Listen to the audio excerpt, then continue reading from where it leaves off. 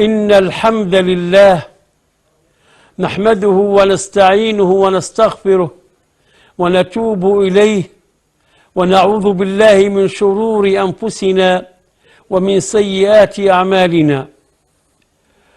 أما بعد، أيها النظار الكرام ومتتبعي ومتتبعيننا عبر هذا البرنامج الذي يبث عبر قناتكم الوطنية، الذي خصصنا حصصه التفقه في الدين.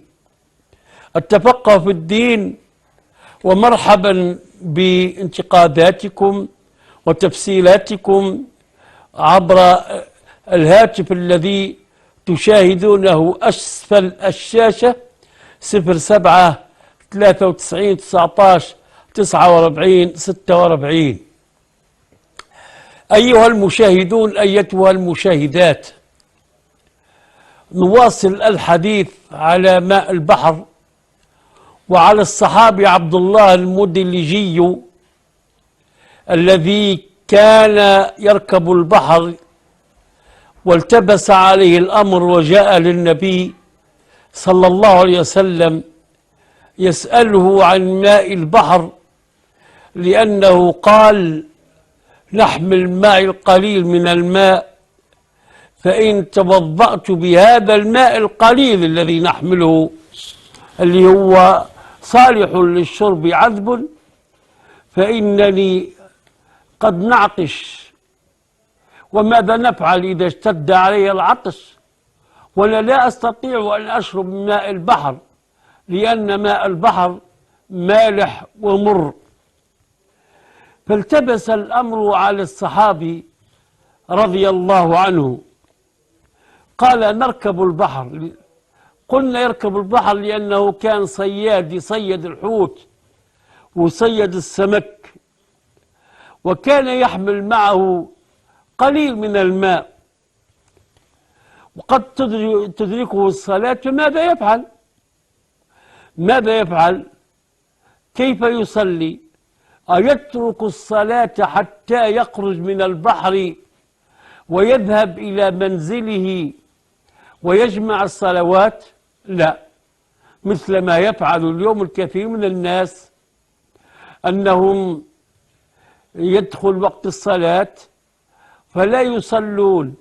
تلقاه يخدموا في أي إدارة من الإدارات، أو في محل تجاري، أو حتى في محل جزار يبيع اللحم، أو في محل ميكانيسيان، يقول لك: أنا ما نقدرش نصلي بهذا الثوب وأنا في الخدمة، نترك الصلاة لما ننتهي نروح لداري نتدوش ونصلي، ويجمعهم كامل ويصليهم كامل، مثل ما يقول العوام: نعطيهم شحطة واحدة. هذا يا إخواني في الحقيقة مخالف لفرضية الصلاة التي فرضها الله عز وجل على عباده المكلفين. والله هو القائل: إن الصلاة كانت على المؤمنين كتابا موقوتا. وبين الله عز وجل لجبريل عليه السلام كيف، والوقت الذي نصلي فيه الظهر، نصلي فيه العصر، نصلي فيه المغرب، نصلي فيه العشاء، نصلي فيه الصبح. بل صلى جبريل عليه السلام بالنبي صلى الله عليه وسلم يومين، في أول الوقت وفي آخر الوقت، ومبينا للنبي وقت الصلاة، أن كل صلاة تؤدى في وقتها. هو الصحابي يدرك هذا، ولكن أنا في البحر ونصيد ودخل وقت الصلاة، كيف نفعل ونصلي؟ نتوضأ بماء البحر يا رسول الله؟ قال: نعم. لم يقل له نعم، لم يقل له النبي صلى الله عليه وسلم نعم، لأنه لو قال له النبي صلى الله عليه وسلم نعم انتهى الأمر، يعني يجوز أن تتوضأ بماء البحر.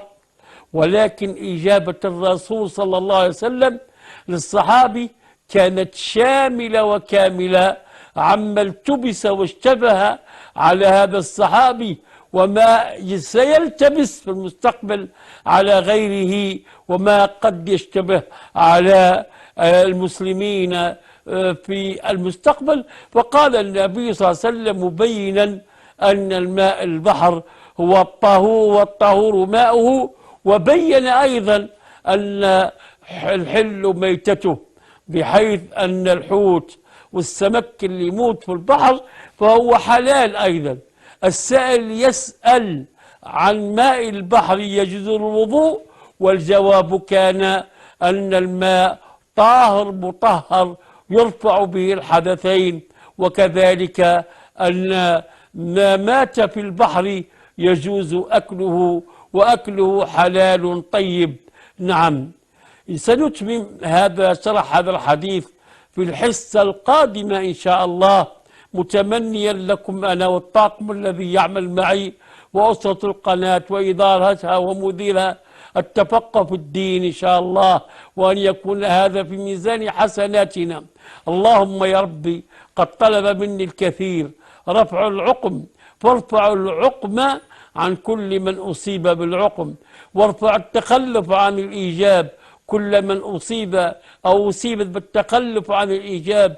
أقول ما قلت وأستغفر الله لي ولكم، إنه هو الغفور الرحيم.